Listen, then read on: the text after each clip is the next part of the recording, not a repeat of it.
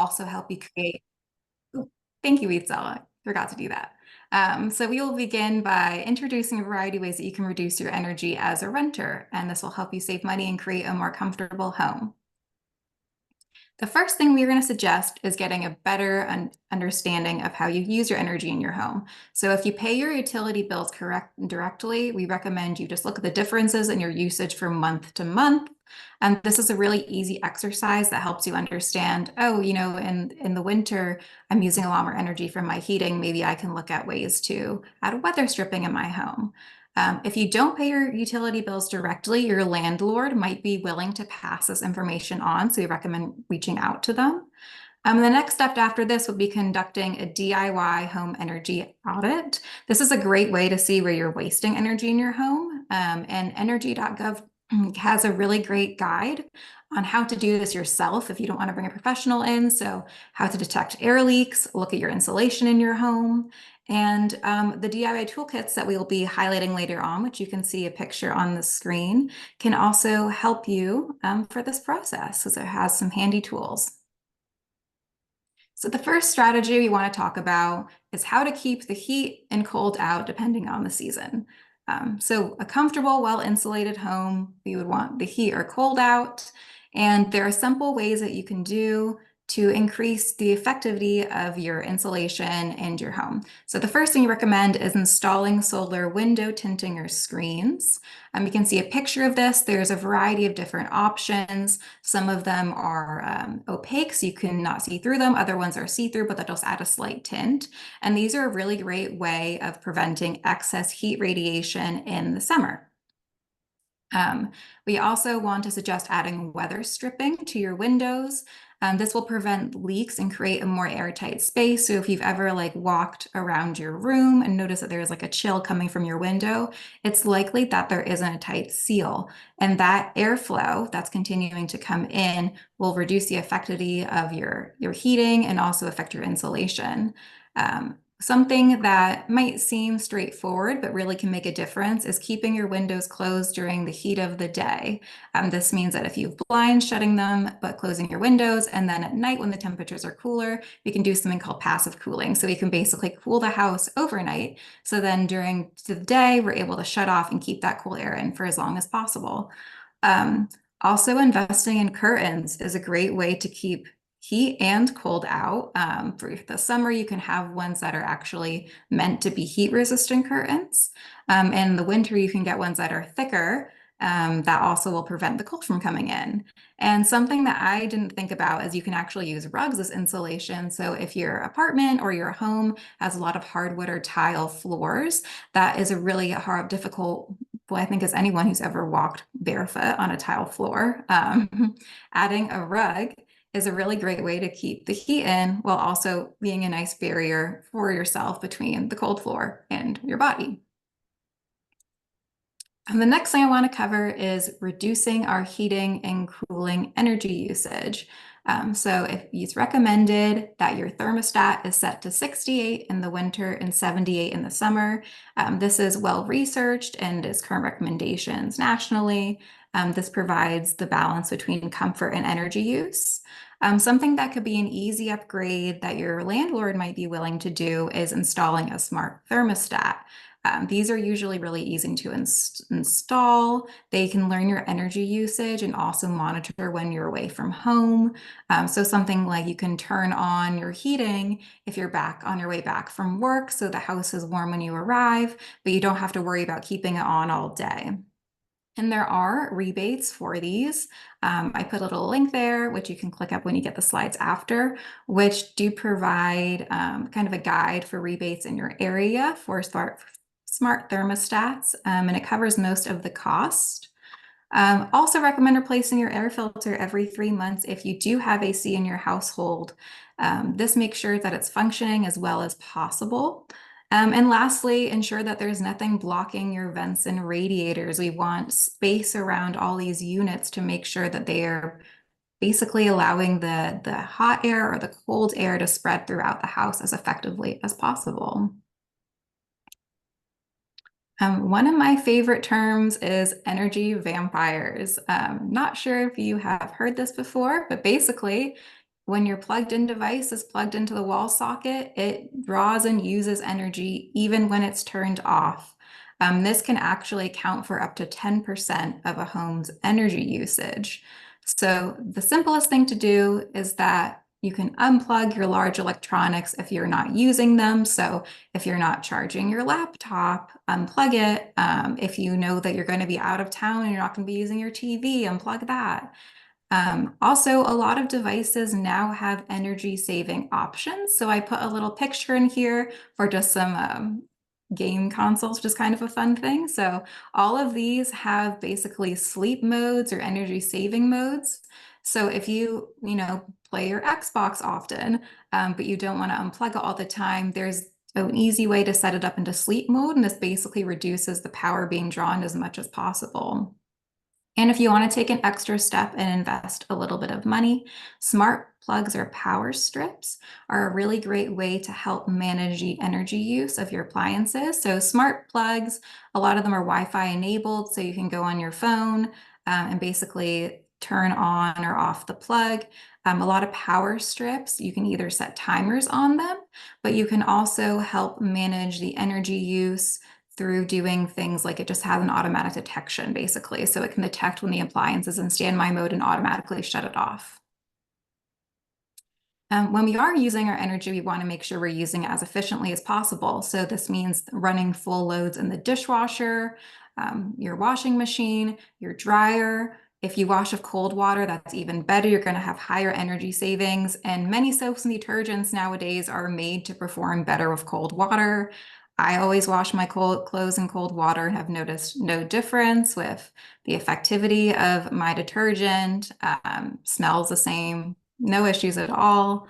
Another easy thing to do is changing to LED light bulbs.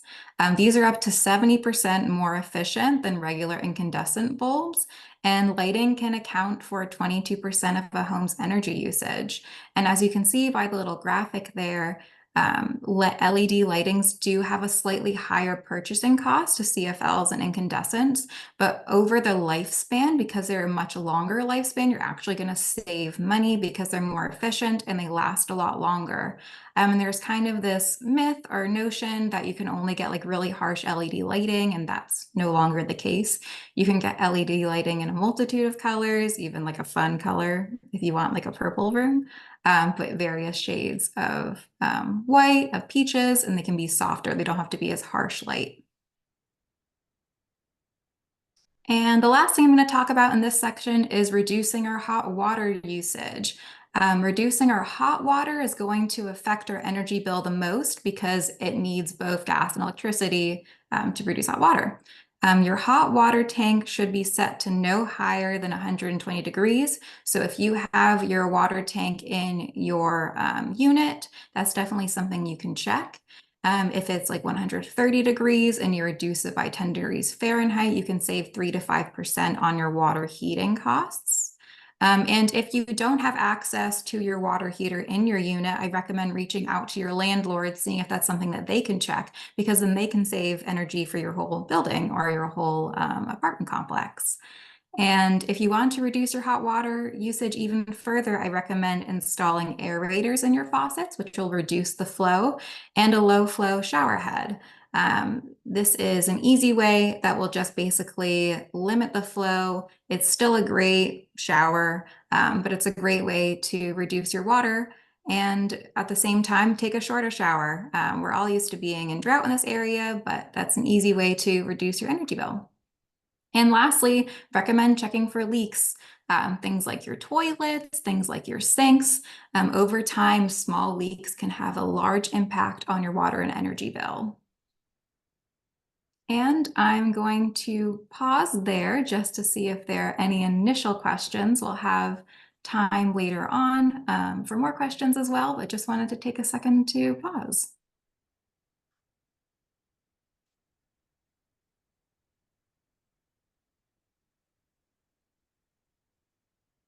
Saw that someone asked a question about window tinting. Yes, solar window tinting still allows UV light and the light to get in. It basically will block the heat. And as Itzel mentioned in the comments, you can get a variety. It's Prime Day today. So if anyone's looking into getting that, I would just hop on Amazon later today. And you can take a look. There's a variety of different intensities and types, and opaque. You can get some that are screen, some that are stick-on. So should not be an issue for your houseplants. Any additional questions on this section? And again, if you have questions that come up later on, feel free to answer them then. And please use the chat. All right, moving on to discussing electrification and green energy. So when we are using our energy, we want to ensure that it's being produced when possible using renewable energy. And electrification is the process of converting energy-consuming devices from non-electric sources, so greenhouse gassing emitting sources or fossil fuels, to electricity. So if you pay your own utility bill, this is a great option. You can actually switch to a renewable energy electricity rate using community choice energy. Community choice energy organizations procure cleaner power and work in partnership with utilities to provide energy to local homes that is green. And note that your utility would still be responsible for billing, transmission, and distribution of energy. So basically, you're still going to get a utility bill from Southern California Edison or PG&E, but the community choice energy will be kind of like a middleman that will be actually procuring the clean energy and allowing it in your home. I just put up a map. We have a very people in different areas today, but just to give you an idea of kind of the different options you have. In this area, Central Coast Community Energy is the largest CCE. You can see that on the map, any area that's in green is currently enrolled. If it is blue, you are not able to use your own. So for some of these, for example, like Santa Barbara actually has its own community choice energy that I'll bring up in a later slide. And it looks like most of San Luis Obispo County outside of the main cities will actually be joining the CEC, the Central Coast Community Energy soon. So if you're in an area that's not in one of those main cities, you should have this as an option soon. So kind of like a brief overview of a regional breakdown. Again, it depends on your utility and your location. If you're in Santa Barbara County, you're going to be looking for Central Coast Community Energy, and the 100% renewable energy rate there is called 3C Prime. This is different for the city of Santa Barbara. As I mentioned prior, they have their own called Santa Barbara Clean Energy, and they have a 100% green rate. Ventura County is part of Clean Power Alliance, and you'll be looking for a 100% green power program. And San Luis Obispo County is also part of Central Coast Community Energy, and you'll also be looking at that 3C Prime. There are a couple of cities that don't have this as an option right now, but more cities are getting on board, so hopefully that will change soon. And to make these changes, it's incredibly easy. If you do pay your own utility bill, you'll have your account number. So basically, this is an example from Southern California Edison on their website. So you can just visit your local website, you put in your account information, and it should show you the options that are available to you. And it can also show you kind of a prediction of what your electricity rate will be on plans. I know that this is a concern. In most cases, it doesn't have a huge increase, but that is something to note. Depending on your energy use, your bill could go up if you change to a 100% renewable energy plan, but definitely just recommend using the resources available on your local CEC site or to see kind of what your options are and what fits your budget. And if you're not ready for the full 100%, most of the community choice energy programs also offer plans that are at least like 50% renewable energy, which is a great way to make that step. Another option for saving energy is enrolling in a demand response program. Demand response programs can save money and energy while lowering demand on the grid and preventing power shutoffs. So this is something that happens in the summer. Basically, you'll receive a notification when a demand response event is occurring. Usually this will be like during like a major heat wave, In the past, you may have gotten like a phone alert asking you to reduce energy. So during something like that, there definitely would be a demand response event. And basically, if your energy is changed, usually through lowering your thermostat, because that's the largest draw on our energy during those times in those hot summer days, you receive credit on your utility bills.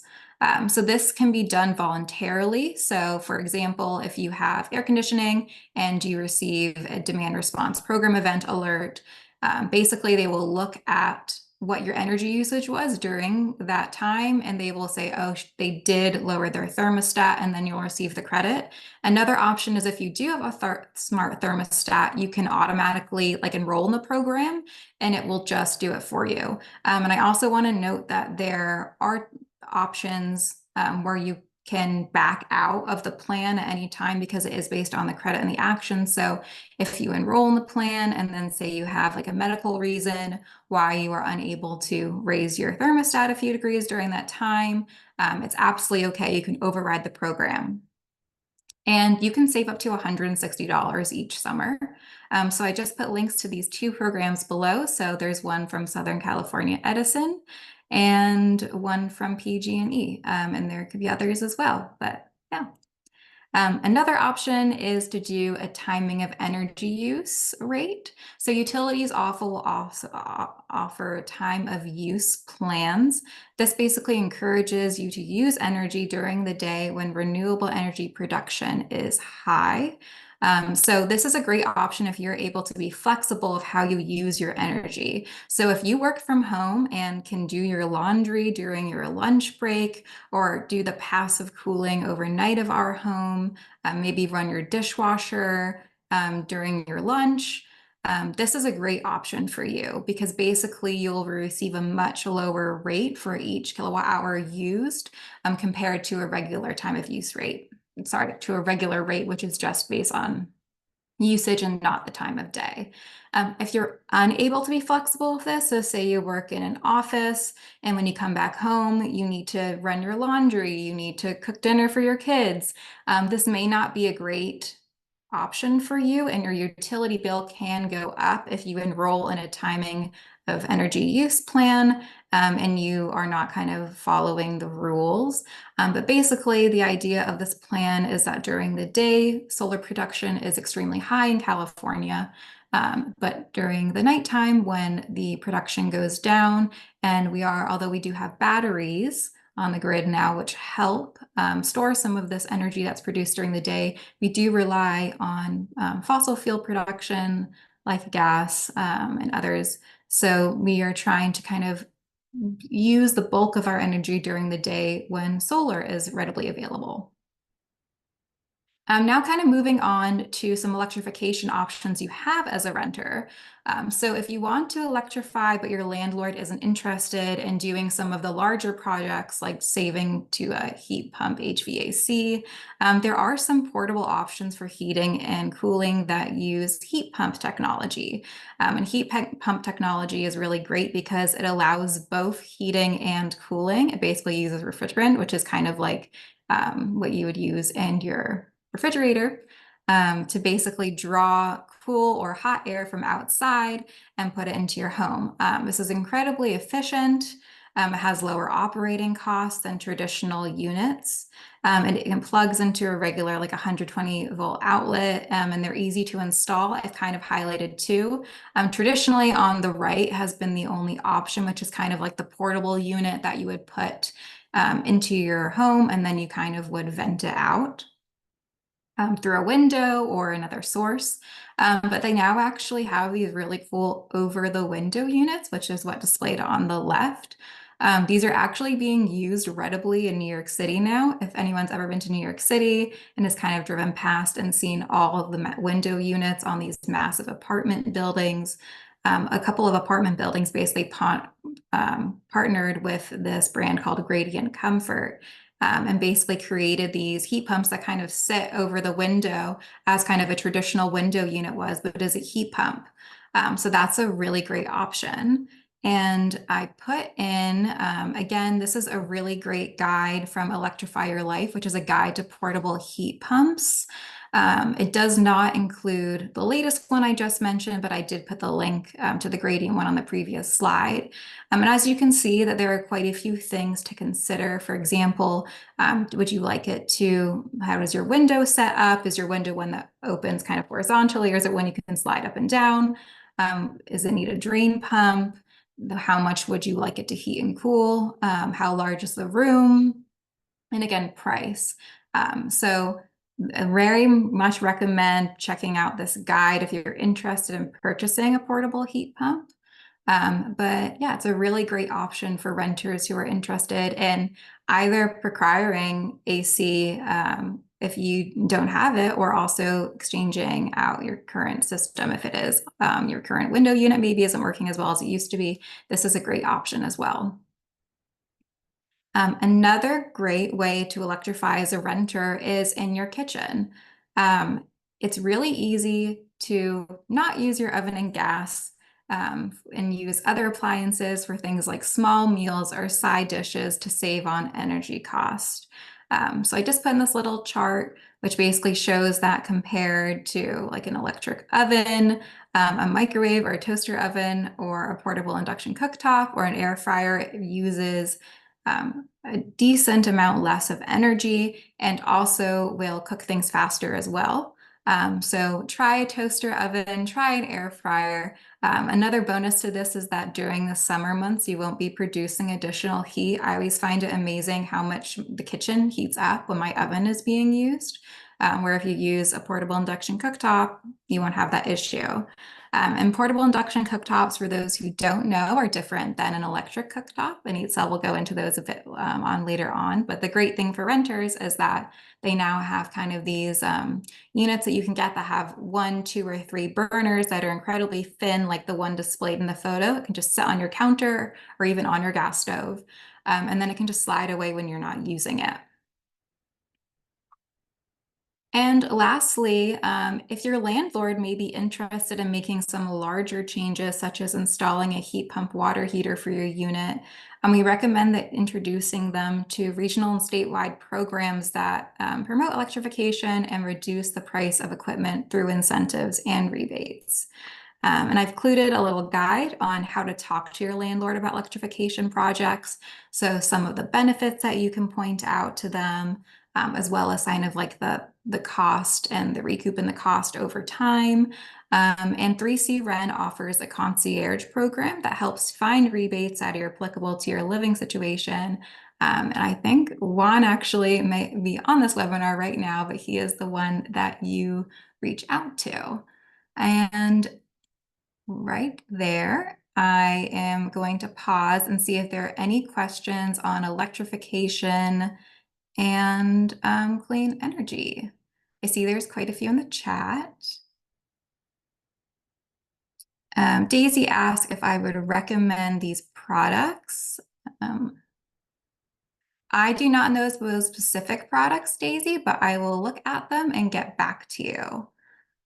Thank you, Joseph, for adding Clean Power Alliance's demand response program. I'll make sure I add that to the slides when I send that out. The kilowatt hours for a gas stove or oven, for comparison, it's a bit of a tricky comparison because you calculate the way that you use, basically gas isn't using kilowatt hours because it doesn't use electricity, but there is a chart on that page for a gas stove or oven that tries to compare it and converts it. So I will get that information and send that to you, Andrea, in the chat once we're in the next section. And Rita asks, is it cheaper to use electric appliances rather than my gas stove? In general, it really is difficult to answer. A lot depends on your current electricity rate, what you will be cooking. Gas stoves could cook something faster potentially. But in general, I would say yes. But again, it is very dependent. So I just recommend you look at kind of your current usage and look at what the actual electric appliances age is. Is the guide to talk to landlord available to us? Yes, you will be getting these slides. And if you click on that link, it will send you straight to the guide to talk to landlord, but I can also drop it in the chat as well. And I can continue to answer these questions and I'll get some of these specific questions back to you, but I'm going to go ahead and pass it on to Itzel. Awesome. Thank you, Naomi. Can you all hear me okay? Hello? Yes, I can hear you Yeah, fine. okay. Okay, thank you. Yeah, I was like, for some reason my earphones have been giving me problems, but thank you so much. Um, so I'll be talking a little bit about our do-it-yourself energy toolkits and induction cooktops. Next slide, please. Sorry, there we go. Didn't. So what exactly is the do-it-yourself home energy savings toolkit? It is the energy efficiency tool produced by 3C Run's Home Energy Savings Program.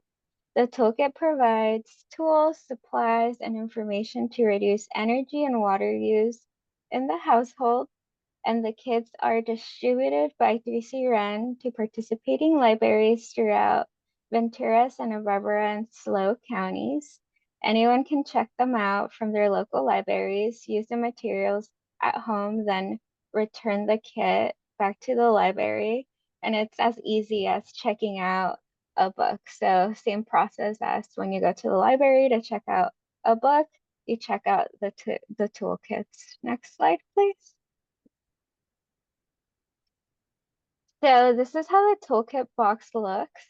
Each toolkit comes with a user guidebook and the toolkit contents that we will cover a little bit more in detail just in a bit. Next slide, please. So the guidebook comes in English and Spanish, and it provides you information on the tools and supplies, instructions on how to use them, tips to reduce energy and water use, and how to access other 2C Run programs. Next slide, please. So a little bit more information about the contents that participants who get to that check out the toolkits get to keep. So it's about $50 worth of items that you get to keep, that being LED light bulbs, weather stripping, outlet gaskets, low flow shower heads, rubber bands, low flow faucet aerators, water leak detection dye tabs, and water flow rate bag. Next slide, please. So a little bit more just about how the tools are used and just what they're for. So for weather stripping foam tape, uh, it's used for heat and air circulation that can easily be lost to the outside environment. Windows and doors are common places for heat loss.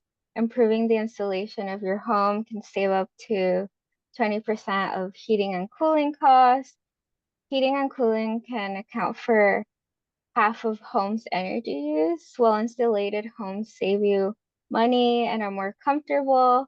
So that meaning that your home or your apartment is cool during the summer and warm during the winter. So regulated and more comfortable. Next slide, please. So where else can I use the foam tape? So on the left, you see that it's a heater closet that needs to be airtight. So clean air enters the heater through the return air duct, passes through a filter, gets heated, and then circulates back into the room. The issue is that the room requires the use of fresh air. If it's not properly air sealed, the system could end up reusing air from the grill. Therefore, the closet needs to be airtight to ensure that the air isn't being drawn from the closet into the return air duct. Weather stripping foam on the frame would allow us to airtight the space. And then on the right, we have an access door to the attic that has drywall or wood that rests on it. This is often found in hallways or closets. It's important to consider air circulation from the attic. To address this, we would apply foam tape on top of the door, then allow the wood to rest on top of the foam tape to create a seal and prevent the seal uh, from prevent the seal and prevent dust from flowing. Next slide, please. So another tool that we have in the toolbox are outlet gaskets, and they help reduce infiltration, prevent air leaks that can result from poor wall insulation from exterior and exterior walls, save money and energy to make sure that the air heat is not being lost to other factors. So I know maybe a lot of us have seen this in apartments. I know for sure apartments that I've lived in before, there's a lot of gaps between outlets. So I myself have used some of these just to, help prevent that air leak. Next slide. So the toolkits also have contents that you have to bring back, that being a kilowatt meter, infrared laser thermometer, refrigerator thermometer, regular thermometer, pliers, and pipe thread seal tape. Next slide. So a little bit more about just the tools themselves and what they're helpful for and how they're used. Heating water accounts for up to 50% of natural gas use at the home. Check temperature of hot water supply and set at 120 degrees. That's, the standards. And, 140 and above can cause burns or even death. So it's important sometimes, I've been in apartments where the water has been way too hot and I've had to contact my landlord. And I think this tool might be really helpful to have like around just to see if the water supply is safe. Next slide. Also, a refrigerator and freezer thermometer helps you check the ranges to see if the fridge is working well. So those ranges lie within, for the refrigerator, from 30 to 40 degrees Fahrenheit, and for the freezer between 0 to 5 degrees Fahrenheit. Next slide. So this is one of my favorite tools in the toolbox, which is the infrared laser thermometer. It helps you detect heat gain and loss in areas that have poor insulation. Note that the temperature differences, that is energy not being used efficiently from your home needs. A comfortable home is well insulated, cool in the summer, and warm in the winter. Next slide. So this being, I think I really like this picture. I think so. Looking at the outlets, this is something you could compare when you put that outlet gasket from before and after to see if, there are any leaks or if there's a difference from when you didn't have it to when you put it. So I think it's just interesting to see and point it around like the space that you're living in to see, all the gaps and all the leaks, and just see how, sometimes like we don't even notice all these things, but there's a lot of just air leakages around the spaces that we live. Next slide. And then we also have an induction cooktop toolkit. So the induction cooktop is also an energy efficiency tool provided in partnership between 3C Ren and participating Santa Barbara and Ventura County libraries. Uh, Included are supplies to get you started, and the same way as you can check out the energy toolkits, you can check out these as well at your local libraries. Next slide, please. So a little bit about induction cooktop kits. Performs induction cooking by creating heat through magnets, up to 80% more energy efficient compared to traditional ranges, safer and healthier for homes, and water can boil in less than 1 minute. Next slide, please.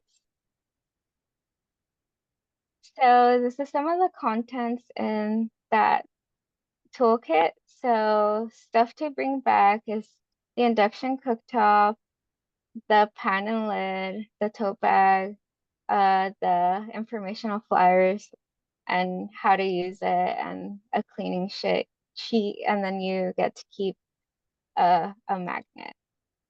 Next slide, please. And then just some facts and things to consider.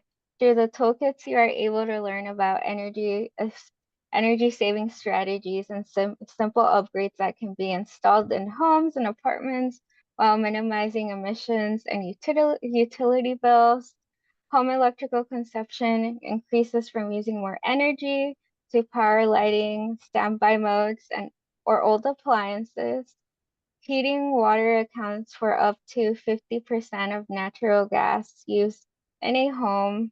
Improving the insulation of your home can save up to 20% of heating cooling costs, and reducing water waste in a state that experiences yearly droughts and wildfires is important to consider. Just like fun fact, a running toilet can waste as much as 200 gallons of water per day. And just I think overall with these toolkits, when using these toolkits, it's an opportunity just to be more conscious about the energy usage you are having and like the way that's impacting the life, and just how you can have a positive impact in the world that you're inhabiting. Next slide.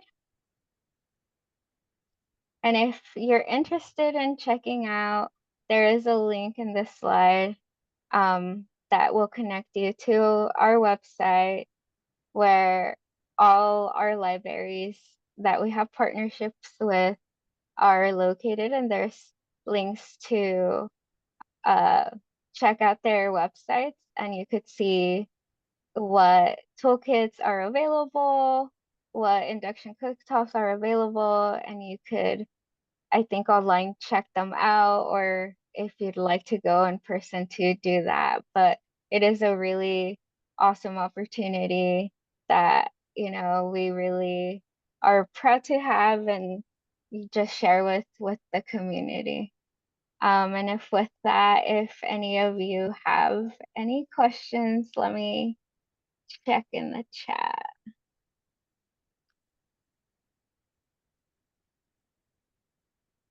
Andrea, I will write some of those in the chat right now, just as Naomi continues the presentation. The items that you need to return. And then induction stoves are amazing. Yeah, I agree with that. Induction stoves are amazing. Awesome. I'll hand it back to you, Naomi. Thank you. Great. Thanks, Itzel. Yeah, I also agree. Induction. I had no experience with it. And the first time I tried it out, I actually boiled the water in the pan dry because I wasn't expecting it to boil so quickly, and I walked away.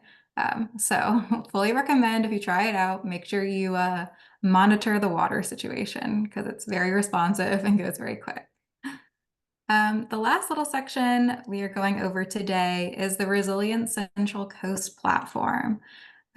Resilient Central Coast is a platform that's dedicated to combating climate change, reducing air pollution, and creating a safer and more sustainable community. And it aims on basically helping individuals find everyday actions for combating climate change. These are affordable, simple actions that will help you save money, save energy, and improve the health of your home. And there's also options for renters that can be specified. So there's like a little filter that I'll show you. So it's a really great way to find more information on some of these actions. And it actually is localized to your area as well. So it can point you to some of the specific rebates. It can point you to some agencies that you can get in contact with for more information. So this is available in these 6 counties. So Santa Cruz, San Bernardino, Monterey, San Luis Obispo, Santa Barbara, and Ventura. And each platform kind of has their own landing site where there can be some information for your area. And why visit it? Well, as I mentioned, it can access the resources for some of the tools that we've already mentioned and the strategies that we've mentioned. So it can provide more detail, some videos, even walk out like step by step. If you are joining this webinar and want to also learn how to become more climate resilient and help your community, this is a great opportunity to do that. And as I mentioned, this is a great tool for renters because there are renter-friendly actions. And I'm just going to give you a little brief overview of the site. So I'm going to stop my share for a second and hopefully share the right screen.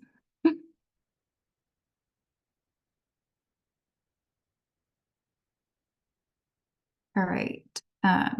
Eatcell, can you just give me confirmation that you can see the site? Yes. Perfect. Okay, so I am based in Santa Barbara. So this is the Santa Barbara landing page. So as you can see on your open page or your home page, basically it will help you calculate how much CO2 you've saved and money saved and things like that. If you're interested, you can actually put in like your utility information. There's kind of a quiz that will ask you, like, is your water heated by gas? Are you using an electric stove or a gas stove? And it can recommend actions for you to take. But today I just kind of want to briefly show you some of the great options for renters. So if you click the actions, and then we're going to go ahead and click Explore All Actions. And you can see that they have these different filters that you can put. So we're going to click Renter Friendly.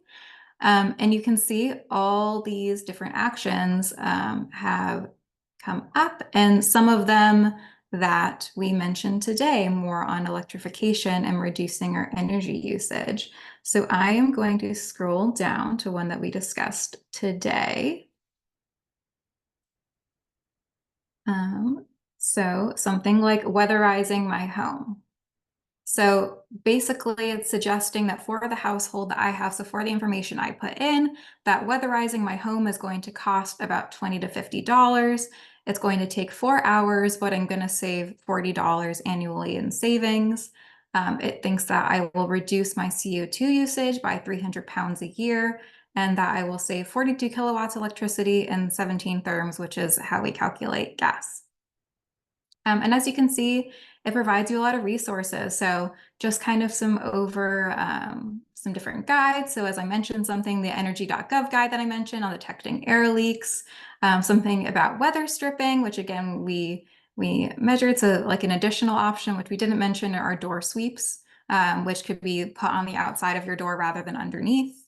How to caulk and seal your air leaks, and even if you have a chimney in your house or your apartment, something like that. So it also, based on my area, has provided me all these different resources I can access. So for example, Communify weatherization services. This provides no cost or low cost home energy upgrades for the clients. You can see our toolkits that we highlighted are also mentioned here, as well as some of 3C Ren's programming, which can help you with your energy upgrade projects. And the switches on, which will have like additional guides as well. So this is a really great way as a renter to figure out what you can do and also match you and provide more information that's more localized to your area. And as you can see, you can kind of set a goal. So I can say I want to do this by October. I can say that my house is very or somewhat drafty. So I'll say somewhat because I have done some weatherization using the items in the kit.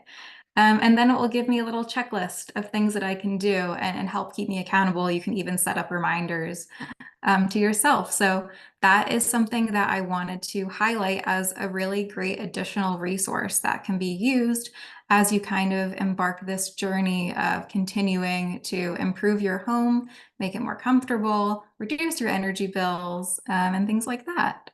And with that, I think we just have some open time for general questions.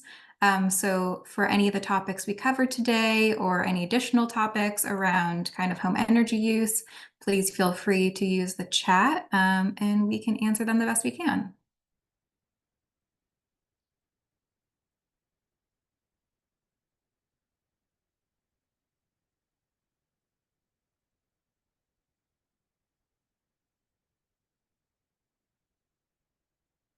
Oh, yeah. PB put in an operating cost comparison for gas and induction cooktop in California. That is a great resource I wasn't available of. So thank you for dropping that in. And yes, as a reminder, you will get these slides afterwards. As we mentioned, they're all embedded with links, so definitely recommend that you go through and click those links. They have some great more information that goes in depth that we weren't able to cover. We wanted to cover as much as possible, which meant that we had to be a little high level at times. So definitely recommend digging in further using those links. May I ask about the weather stripping? I appreciate the kit that I got from the Ventura Library, but I noticed that other members of my household ended up pulling the weather stripping off because it was too hard to close the door. And the thing about the foam tape is it's just a certain thickness.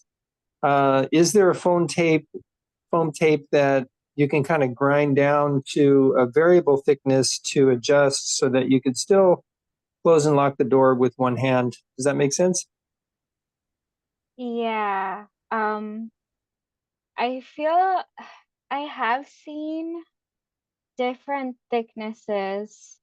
We recently purchased a different type of weather stripping to hand out to the libraries here in Ventura. That's a little different from the first batch of weather stripping that was put into this toolkits. It is a little bit thinner, and that is something that I talked to one of the librarians about, that she mentioned that um, folks are saying that this one was a little bit more flexible. Um, so if you're interested, depending on the area that you are, George, maybe we could set something up so you could try this one out. There also are like different types of weather stripping. I'll put a link in the chat, which kind of goes over it. But depending on kind of material, you can even use like silicone or a door sweep, as I mentioned. But there are different thicknesses, as Itzel mentioned, for like the classic felt one. And Juan had noted that you can stretch it out when you apply it very carefully to thin it out. So that is a great tip.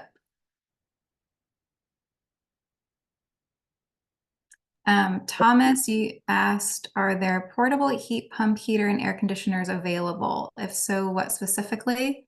Could you elaborate on that question a bit, Thomas? Do you mean like, are there ones that you can buy? Like, how would you go about purchasing one? I did put a guide to different types. There are many different brands that do them, from kind of the classic Frigidaire, things like that. And as I mentioned, more specific brands. But if you could follow up with that question, that'd be great.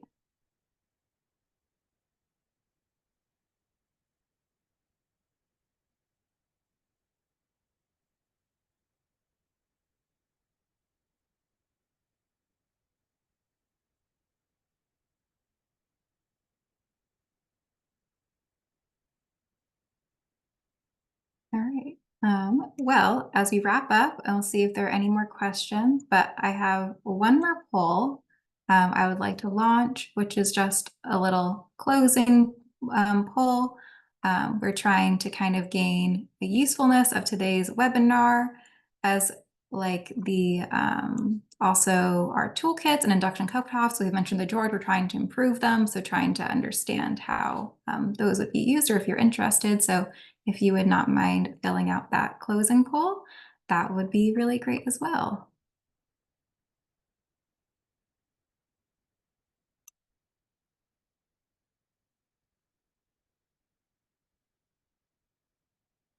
Are there any questions that we missed, Eatsel? Or did we get them all? I think we got them all. I didn't see anything else.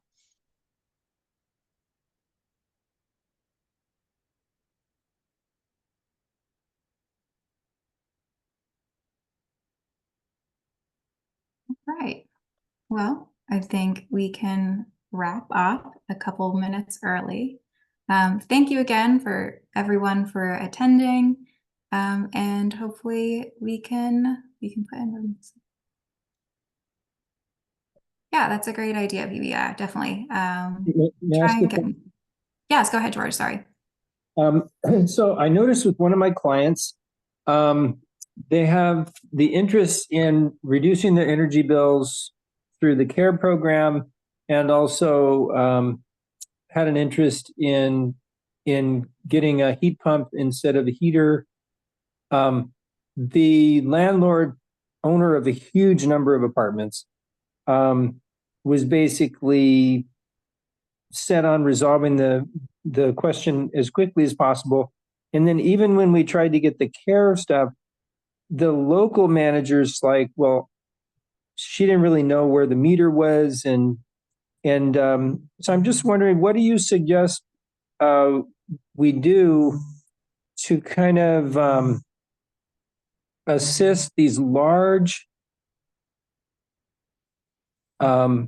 commercial or large apartment, because there's some companies that own not just like one little apartment complex, but like a whole bunch of different apartment complexes.